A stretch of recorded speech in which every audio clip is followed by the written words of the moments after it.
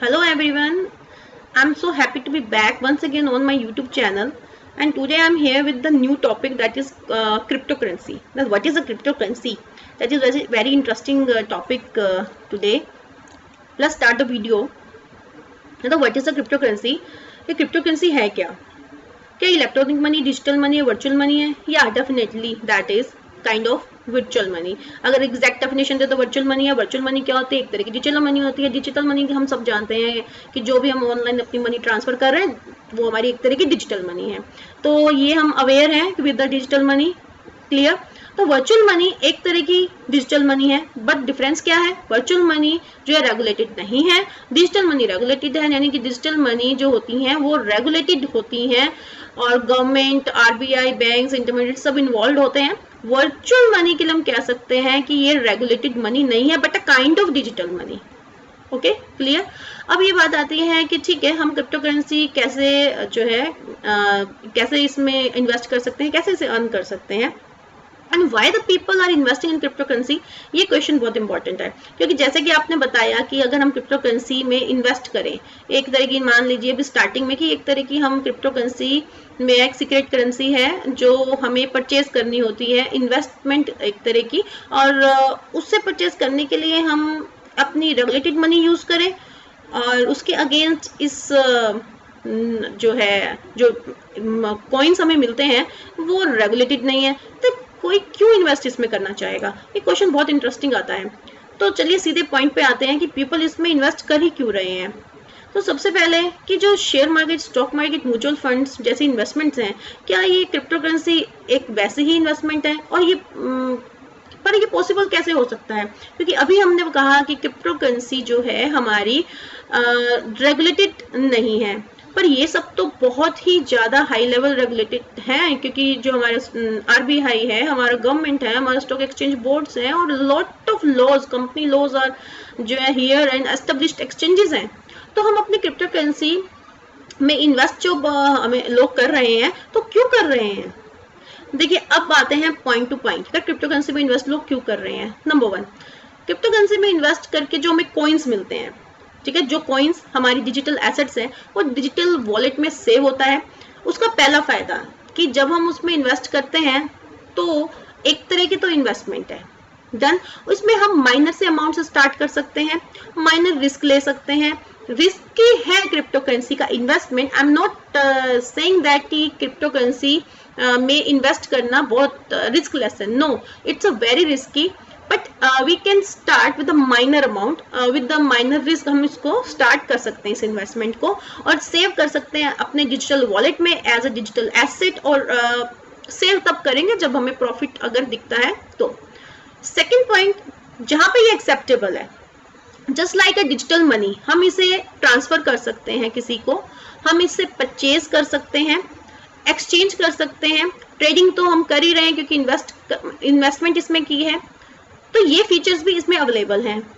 Third one, इसमें एक fast service है क्योंकि इसमें इंटरमीडिएट्स नहीं है, क्योंकि इंटरमीडिएट्स तब है जब इसमें आरबीआई इन्वॉल्व हो, बैंक्स इन्वॉल्व हो, अदर एप्स, प्लेटफॉर्म्स इन्वॉल्व हो, then that is called the third party intermediates.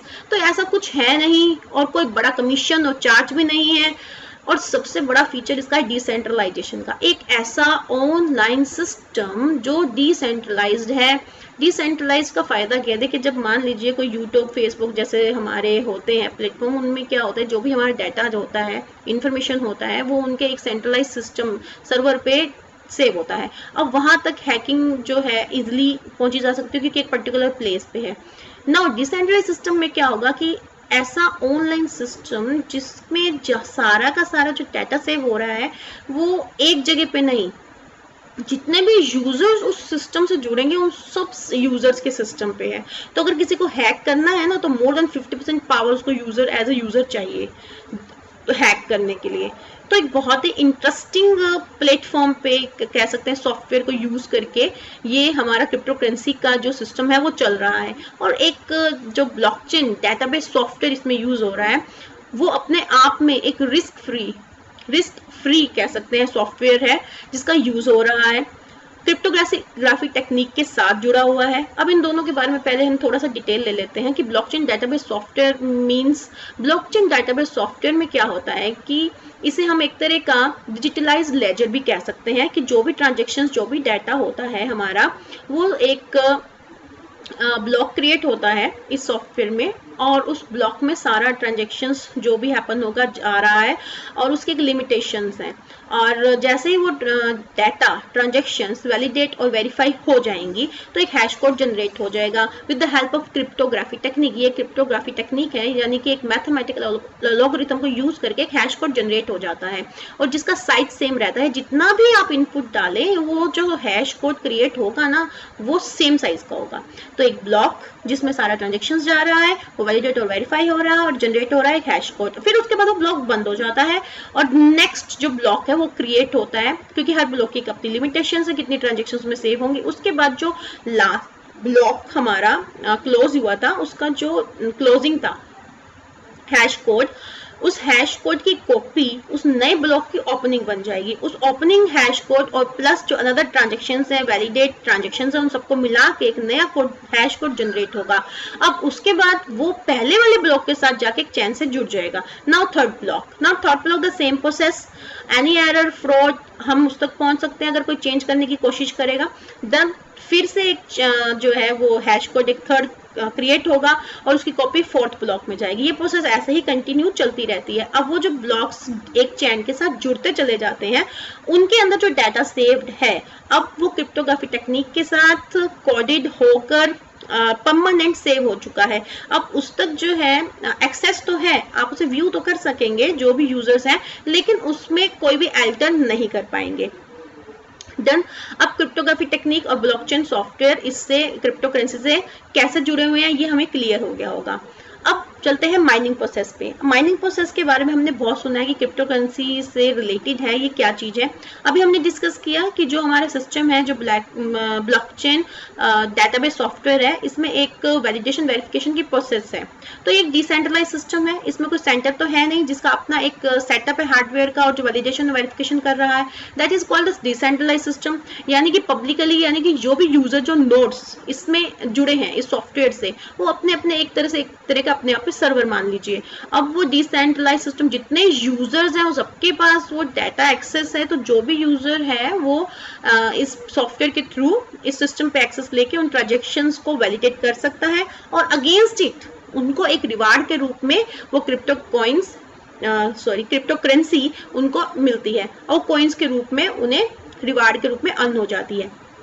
Okay, तो हमारे कहने का ये मतलब है कि क्रिप्टो करेंसी एक ऐसी जो नॉन रेगुलेटेड मनी है, जो डिजिटल तरीके से एक जगह से दूसरी जगह पे ट्रांसफर हो सकती है, उसके अगेंस्ट हम चीजें खरीद सकते हैं जहाँ पे वो एक्सेप्टेबल हो, और उसे एज ए इन्वेस्टमेंट भी हम रख सकते हैं और in safe in our digital wallet, और टाइम आने पर उस पर प्रॉफिट भी अर्न कर सकते हैं।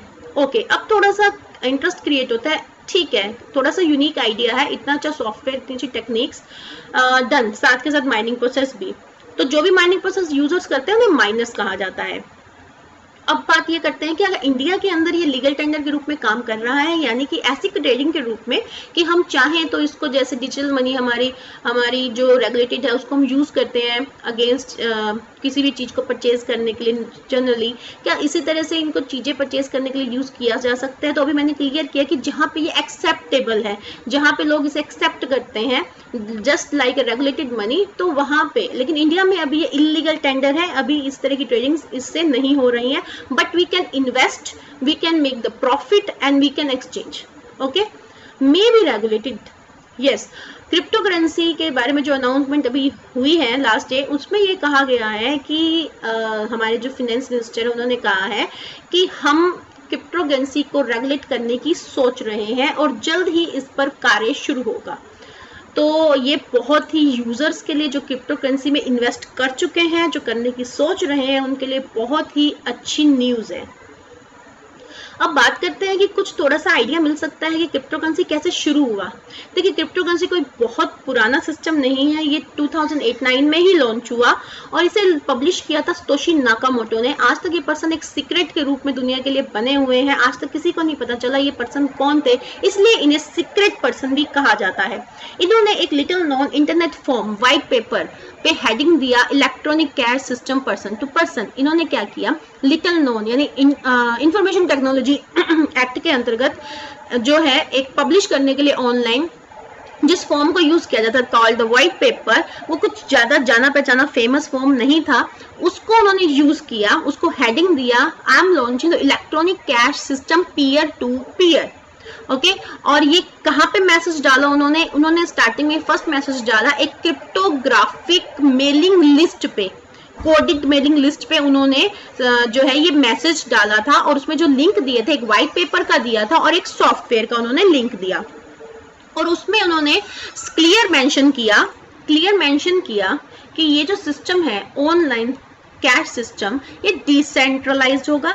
आई clear the decentralize budget decentralize, ये काम करेगा बेस्ड है ब्लॉकचेन सॉफ्टवेयर पे और किसके साथ, क्रिप्टोग्राफिक टेक्निक के साथ। और मेरी करेंसी जो ये फर्स्ट क्रिप्टो करेंसी था जो उन्होंने नाम रखा वो था बिटकॉइन। ये करेंसी कॉइन्स के रूप में इशू हुई थी और कोई भी यूजर जिसकी इंटरनेट एक्सेस है सॉफ्टवेयर लिंक से सॉफ्टवेयर डाउनलोड करे सिस्टम तक जो एक्सेस कर सकता है और इस सिस्टम से परचेज कर सकता है बिटकॉइंस और उसमें एक्सचेंजेस कर सकता है, उसे यूज कर सकता है। अब स्टार्टिंग में ही जो है सुन के ही लगता है कि कोई भी पर्सन अपनी रेगुलेटेड मनी ऐसी ही किसी फेक मनी में क्यों इन्वेस्ट करेगा और जिसे अपने पास रख कर और मतलब वेट करना कि कभी इसका प्राइस बढ़ेगा और वो उसे सेल करेगा, उसमें प्रॉफिट होगा या फिर उसके अगेंस्ट कौन उसे गुड्स और सर्विसेज प्रोवाइड करेगा। तो ये एक तरह का वाइल्ड आइडिया लगा, लेकिन इन द फर्स्ट ईयर जो हम कह सकते हैं कि इस तरह के आइडियाज स्टडी कहती है कि ट्रस्ट बेस पे काम करता है। Trust base in the sense, for example मान लीजिए ये मैंने पब्लिश किया होता और मेरे जो फ्रेंड्स फैमिलीज रिलेटिव्स नोन्स होते और उनमें से जो अगर मैंने उन्हें ये समझाया होता ये इस तरह का सिस्टम है, इस तरह से मे भी वर्क कर सकता है, फ्यूचर में इसकी बहुत डिमांड होने वाली है क्योंकि इसके इतने सारे बेनिफिट्स हैं, ये फास्ट है, इसमें इंटरमीडिएट्स नहीं है, इस पर कंट्रोल नहीं है और साथ ही उन्होंने ये समझाया था कि जो बिटकॉइंस है वो लिमिटेड है in the number of 21 million और डिमांड एंड सप्लाई अगर रूल उस पर अप्लाई करें कि अगर डिमांड बढ़ता है सप्लाई कम होता है तो डेफिनेटली वैल्यू बूम करती है। अगर इस पे ये वो चीज चली तो जो भी इन्वेस्टर्स होंगे उन्हें बहुत फायदा होने वाला है। तो अगर इस तरह से ट्रस्ट करके कोई इन्वेस्टमेंट्स करता है at minor amount with minor risk तो ये ट्रांजेक्शन्स होनी शुरू हो जाती हैं और उसके बाद अब मान लीजिए कुछ और ट्रस्टवर्दी लोग आते हैं जो कहते हैं कि ठीक है हमें इतना आपके कॉइन्स में ट्रस्ट है कि हम अपनी गुड्स एंड सर्विसेज के लिए प्रोवाइड करने के लिए तैयार हैं। ओके, तो ये सिस्टम ये सर्कल चल पड़ता है और साथ ही होने लगती है माइनिंग प्रोसेस और माइनिंग प्रोसेस से भी जो कॉइन्स अर्न होने लगते हैं तो इससे होते होते जब डिमांड बढ़ेगी, डिमांड होती है तो सॉफ्टवेयर अपने आप काउंटिंग करता है, वैल्यू बनाता है उस कॉइन की, उस क्रिप्टो करेंसी की और जो इन्वेस्टर्स हैं यूजर्स उन्हें होता है बेनिफिट। अब एक जो ब्लॉक्स थे बिटकॉइन के फर्स्ट जिसमें ट्रांजैक्शंस रिकॉर्ड्स थी तो कहा जाता है कि सतोशी नाकामोटो ने खुद माइनिंग प्रोसेसेस करके बहुत सारे बिटकॉइंस अर्न किए थे। Then after in 2010 just after 1 year एक बहुत ही हिस्टोरिकल ट्रांजैक्शंस भी रिकॉर्ड हुई थी।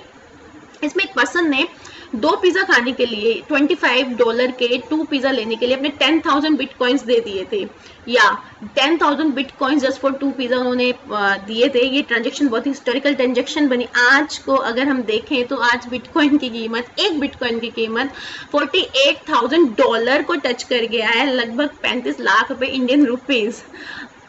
सोच के लगता है कि काश 2-4 बिटकॉइंस हमने भी 10-11 साल पहले अगर इन्वेस्ट कर दिए होते तो कहाँ होते। इट्स ओके, आगे कोई ऐसी करेंसी मिल जाए डेफिनेटली आई विल इन्वेस्ट। अच्छा, क्वेश्चन याद है कि अभी तक सिर्फ बिटकॉइन है या कोई और 1-2 करेंसी क्रिप्टो करेंसी मार्केट में आया? तो देखिए बिटकॉइन इतना फेमस, इतना चला कि इतना आप सोच सकते हैं कि वर्क किया उस सिस्टम ने कि 10 इयर्स में ही 10-11-12 इयर्स में ही आप सोचिए कि more than 10,000 crypto currency are launched. Yes, market में 10,000 से ज़्यादा की क्रिप्टो करेंसीज आपको मिल जाएंगी इन्वेस्ट करने के लिए। आपके पास मोर देन 10,000 ऑप्शंस हैं, आप इन्वेस्ट कीजिए। The famous crypto currency names अगर कोई पूछे तो कुछ मैंने यहाँ पे एक्सप्लेन किया है, वैसे आपको गूगल पर सर्च करते मिल जाएगा, जैसे Bitcoin, Ethereum, Stellar, Binance coin, Cardano, Dogecoin, एक्सपायर, लिटकॉइन, सबकी अपनी अपनी फैसिलिटीज़ हैं। इन कॉइन्स के बारे में सारा उनका पोर्टफोलियो, बैकग्राउंड सब एक्सप्लेन किया गया है, तो हम उन्हें रीड करके उस हिसाब से अपनी फेवरेट क्रिप्टो करेंसी भी चूज कर सकते हैं। अब एक क्वेश्चन दी, ब्लॉकचेन जो है बहुत इंटरेस्टिंग लगा। क्या ये सॉफ्टवेयर सिर्फ क्रिप्टो करेंसी के लिए ही बना है, सिर्फ जो क्रिप्टो करेंसी की ट्रांजेक्शन उन्हें ही रिकॉर्ड कर सकता है, या कुछ भी और फैसिलिटीज इसमें फीचर्स हैं? देखिए, ब्लॉकचेन सॉफ्टवेयर एक सॉफ्टवेयर है, फर्स्ट ऑफ ऑल एक सॉफ्टवेयर है, और सॉफ्टवेयर के अपने फीचर्स हैं जो डेवलपर अपने हिसाब से उसे चेंज कर सकते हैं। और ये किसी भी सेक्टर में, फिनेंस सेक्टर में, बैंकिंग सेक्टर में, गवर्नमेंट में, voting, medicine, hospital, in any kind of educational area, even any sector, उनके अपने हिसाब से उस सेक्टर में जो है वो जो है इसको स्टार्ट कर सकते हैं, सॉफ्टवेयर को यूज कर सकते हैं।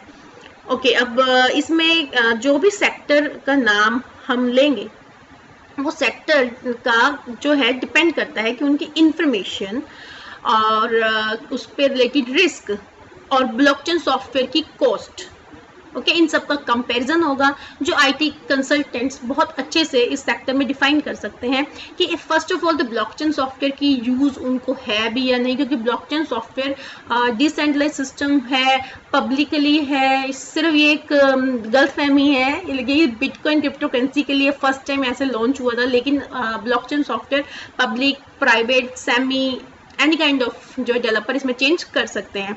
तो ये जो भी सेक्टर्स हैं उन सेक्टर्स के ऊपर डिपेंड करता है कि उन्हें कितना डाटा अपना शेयर करना है पब्लिकली और कितना सेव करना है, कितना सेंट्रलाइज बनाना है सॉफ्टवेयर, कितना डिसेंट्रलाइज करना है।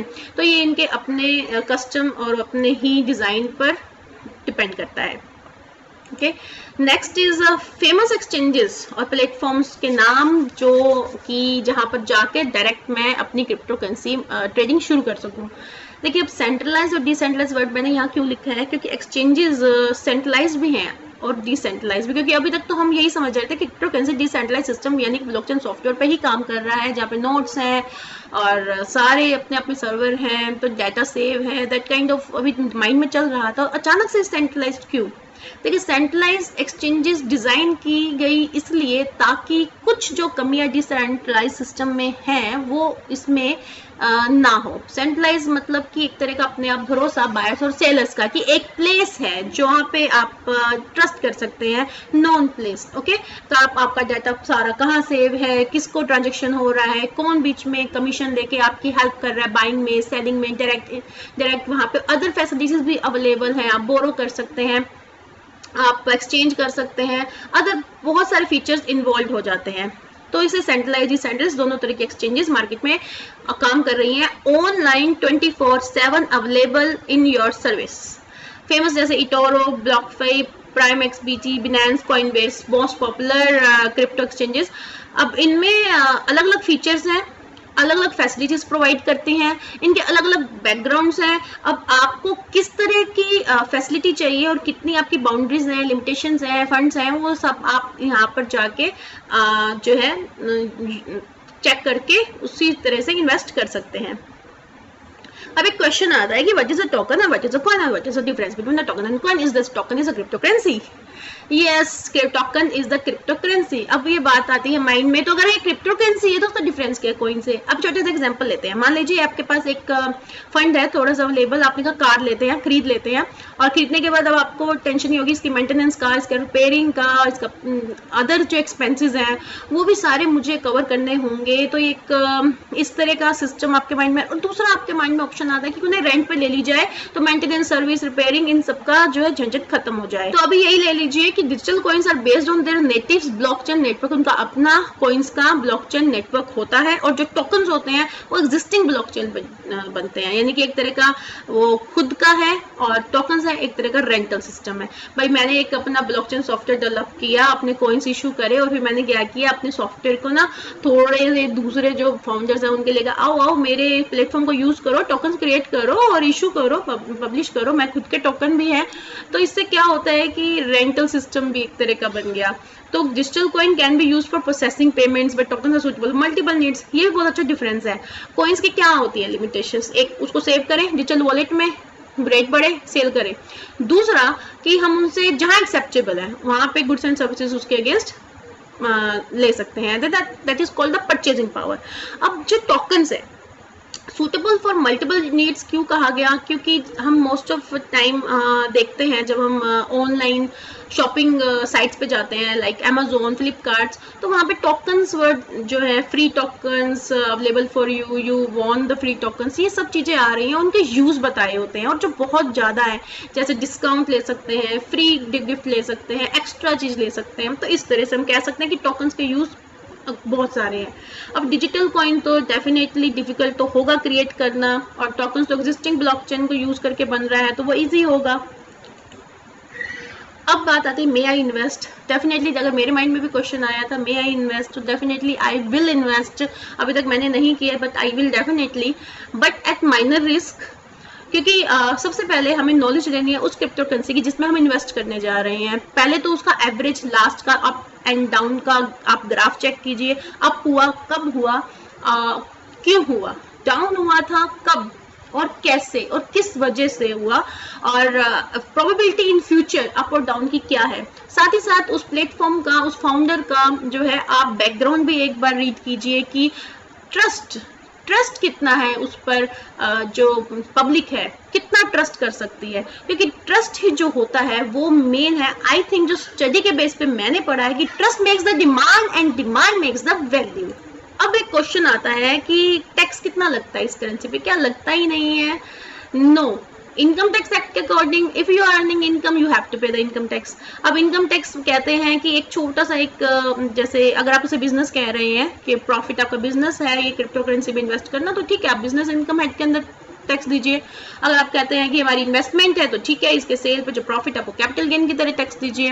लेकिन अगर आप ये कहते हैं भैया मैंने तो ये सेल्फ जनरेटेड यानी कि माइनिंग प्रोसेस के थ्रू कॉइन्स अर्न किए थे उनको सेल किया था, जो अर्निंग है वो मेरी सेल्फ जनरेटेड एसेट से, और सेल्फ जनरेटेड एसेट कैपिटल तो होती नहीं है, तो उस पर आप प्रॉफिट जो है वो अदर इनकम हेड के अंदर दे दीजिए। और अगर आपके ऊपर जो है स्लैब रेट अप्लाई होती है तो स्लैब रेट के अकॉर्डिंग दीजिए, और अगर आपके ऊपर परसेंटेज रेट अप्लाई है तो परसेंटेज के हिसाब से दीजिए। वेरी सिंपल फंडा। अब आते हैं कि थैंक यू सो मच आप सबने मेरी वीडियो सुनी, और आई होप ये थोड़ा सा आपका क्रिप्टो करेंसी के बारे में जो नॉलेज है उसको क्लियर किया होगा। जो डाउट होंगे या फिर जो आपको बिल्कुल भी नॉलेज नहीं था what is the crypto currency, थोड़ा सा आपको आइडिया जरूर मिला होगा। डेफिनेटली सर्च कीजिए, और कोई कमेंट हो कोई क्वेश्चन हो तो जरूर पूछिएगा, मैं उस पर काम करूंगी और आपको आपके रिप्लाई जरूर दूंगी। Thank you so much.